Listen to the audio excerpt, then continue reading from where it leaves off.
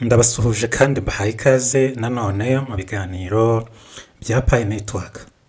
Hari abantu bajya bibaza bitewe n'amakuru bajya babona kuri social media zitandukanye, bakibaza bati ese Pi ishobora kugira banki yayo bwite? Ese hari uburyo bwizewe bwo kubitsa, kubikuza no gucunga Pi coin yawe nk'uko bikorwa mu mabanki asanzwe?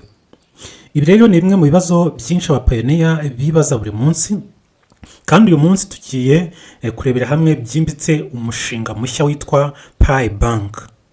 Ikaba ari banki ya mbere ishingiye kuri Pi Network. Ese ukoresha Pi Bank ushobora kwinjiza mu isi nshya y'imari idashingiye kuri leta, aho Pi izaba ifite umwanya w'ifaranga rifatika, rifite agaciro kandi rikoreshwa mu rwego mpuzamahanga. Niba nawe ibi byose ubyibaza nk'uko abandi babyibaza, tugiye kuguha igisubizo muri iki kiganiro, kuko tugiye kuganira kuri Pi Bank nk'umushinga wo kubaka digital bank ishingiye kuri Pi. Pi Bank ni igitekerezo cyo gushinga banki y'ikoranabuhanga ishingiye kuri Pi Network, aho serivisi zose z'imari zitangwa cyangwa zizatangwa mu buryo bw'ikoranabuhanga zizaba zishingiye ku ikoreshwa rya Pi, kandi zigashingira ku bantu bose bazaba bafite Pi ndetse n'abazaba bifuza gukoresha iyi banki batari abapayoniya ariko nabo bakazaza. Ibi byose rero bikazasaba ko umuntu birumvikana azaba afite wallet ya Pi. Uyu mushinga rero wa Pi Bank waje mu gihe abapayoniya benshi bari bakomeje gushaka ahantu ho kubika, guhererekanya no gukoresha Pi nk'ifaranga rifatika. Nubwo muri Pi ecosystem ndetse n'andi ma exchange menshi afite Pi, birumvikana wabitsaho ugastaking ibintu byawe cyangwa Pi zawe mu buryo bw'igihe kirekire, ariko iyi DApp yitwa Pi Bank ije ari inyongera yo gufasha abapayoniya. Intego nyamukuru ya Pi Bank ni ukwegereza abantu serivisi z'imari zidashingiye kuri banki zisanzwe, gutanga uburyo bwizewe bwo gucunga, kubitsa no gukoresha Pi, gufasha abapayoniya mu bikorwa by'ubucuruzi n'ishoramari. Ibi byose bikazaba byubakiye ku musingi wa decentralized finance DeFi, aho nta nzego za leta cyangwa amabanki asanzwe yinjira mu micungire y'ifaranga. Ibyo Pi Bank ishobora gutanga birimo serivisi z'imari zijyanye n'igihe kigezweho muri iyi si y'ikoranabuhanga ishingiye kuri Web3. Mu gihe Pi Bank yaba ishyizwe mu bikorwa neza, ishobora gutanga serivisi zinyuranye zifasha abapayoniya gukoresha Pi neza, zirimo serivisi zo kubitsa no kubikuza Pi, deposits and withdrawals, kohererezanya Pi hagati y'abapayoniya, ubwo ni transfers, amahirwe yo kwizigamira no kubona inyungu, staking, kugurizanya hagati y'abapayoniya, peer to peer loans, serivisi zo gucuruza Pi n'ibindi bicuruzwa, e-commerce integration n'ibindi byinshi. Ahangaha Pi Bank yaba ishyigikira imikorere ya Pi economy mu buryo bwa banki, igatanga ubwisanzure mu micungire y'ifaranga rya Pi mu bantu bose bafite konti ya Pi. Tujya tubona mu banki asanzwe ko umuntu ashobora kujya kubitsamo amafaranga akavuga ati aya mafaranga ni muyambikire mu gihenda cy'imyaka 5 nibwo nzayakenera. Ni nka staking muri crypto, nibyo twita fixed account. Iyo fixed account cyangwa compte bloqué, iyo ufite amafaranga ntabwo banki igenda ngo yahunike gusa, ahubwo namwe amafaranga banki yifashisha mu gutanga inguzanyo, noneho babanda inguzanyo bakayungukira, noneho nayo yikabona amafaranga yungukira wa mukiriya wayabahaye mu gihe cy'imyaka 5. No muri Pi Bank rero iyi serivisi izabirimo, kubera ko abantu benshi hari igihe batizera ibyo gustakinga ku ma centralized cyangwa se ama decentralized, kubera ko igihe ushake ya coin zawe, za coin zawe uzikuraho. Ariko ahangaha igihe uzaba wastakinze ntabwo uzaba wemerewe kuzikuraho cyangwa kuzibikuza cyagiye kitarangiye. Indi service hazaba harimo service yo gutanga inguzanyo. Iyi Pi Bank izagiha inguzanyo abapayoniya bafite imishinga itandukanye bashaka gukoresha.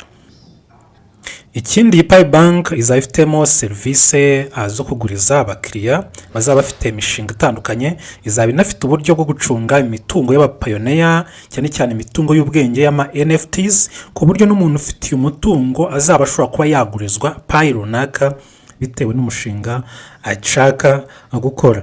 Ubufatanye na Pi Network n'uruhare rwa community cyane cyane bizaba bizanywe na Pi Bank. Pi Bank ishyigikiwe cyangwa yemewe nk'umwe mu mishinga yemewe na community y'Abapioniya yabiri inyuma y'iterambere ryayo nk'uko byagenze kuri Pi Chain Mall cyangwa Pi Bridge n'andi madapu menshi bakiwe muri ecosystem. Rero na Pi Bank nuko kandi hari intego zo kuzamura ubufatanye hagati y'abakorera muri Pi ecosystem, buri wese agatanga igisubizo ku bibazo runaka.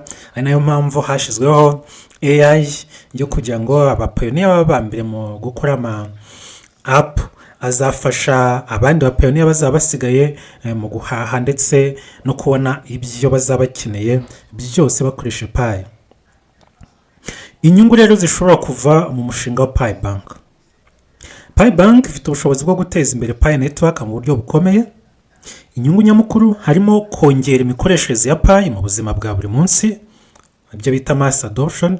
Harimo gutanga uburyo bwizewe bwo kubika no gucunga Pi ku bantu badafite konti za banki zisanzwe. Harimo ndetse no guhuza ubukungu bwifashisha Pi n'ubucuruzi bw'isi yose, ndetse no gushyiraho uburyo bworoshye bwo kugura no kugurisha ibintu hifashishijwe Pi ku isoko rusange. Ubu rero ni uburyo bwo kugaragaza ko Pi itari app y'ubucuruzi gusa, ahubwo ari ifaranga rifite agaciro gashobora kwifashishwa nk'ubundi bwoko bw'amafaranga ya digital, ariyo digital currency cyangwa cryptocurrencies. Imbogamizi n'ingaruka zishobora kubangamira iyi Pi Bank. Abasesenguzi bavuga ko nubwo Pi Bank ari igitekerezo cyiza, bavuga ko hakiri imbogamizi zikomeye zishobora kubangamira umushinga cyangwa gutuma utagerwaho nk'uko byateganyijwe. Imbogamizi nyamukuru: kuba nta burenganzira bwa leta cyangwa amabanki asanzwe bishobora gutuma ibikorwa by'ibanki bidahabwa agaciro mu mategeko y'ibihugu. Ariko nubwo ari izi mpungenge, abasesenguzi bavuga ko uko ibihugu bizagenda biyoboka ikoranabuhanga ndetse n'ubukungu bushingiye kuri Web3, ko abantu bazarushaho kugana ibigo by'ubucuruzi n'amabanki azaba ameze atya. Hazamo ikibazo cy'umutekano. Baravuga bati niba hatitawe ku mutekano wa wallet na konti z'Abapioniya, ibi bishobora gutera ubujura. Ikindi ni ukudasobanuka ku bufatanye bwa Pi Bank na Pi Core Team. Baravuga ngo ni abasesenguzi bati niba hatari amasezerano asobanutse, hari Abapioniya bashobora gutinya kwigira icyizere. Nanone hakaziganwa n'indi mishinga ya community nka Pi Bridge, Pi Chain Mall n'andi masoko atandukanye ya e-commerce yamaze kujya kuri mainnet. Abantu bakavuga bati ibi rero bishobora kugabanya abakiriya iyi Pi Bank yashoboraga kuzabona mu minsi iri imbere. Pi Bank rero dusoza ni umushinga ufite icyerekezo cyagutse cyashobora gufasha mu kubaka Pi financial ecosystem cyangwa uburyo bw'ubukungu bwa Pi butanga serivisi z'imari zishingiye kuri Pi coin. Iyo banki yaba ifite igisubizo ku bantu bashaka gukoresha Pi nk'ifaranga rikoreshwa n'abantu bose mu buzima busanzwe.